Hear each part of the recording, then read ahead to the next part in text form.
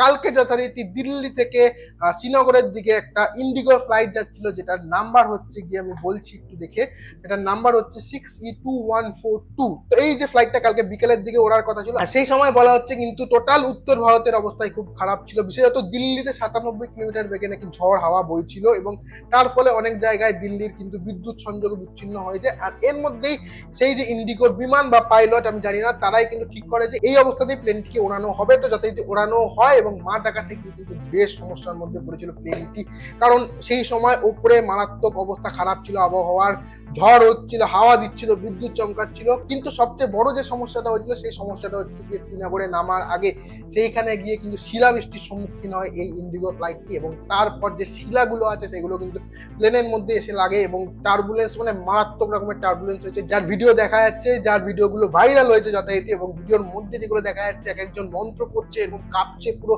এবং দেখলে কিন্তু গায়ে কাটা ধরবে। এবং যারা যাত্রীরা ছিল তারা কিন্তু অনেকে মনে করছিল যে এটাই তার জীবনে শেষ ফ্লাইট।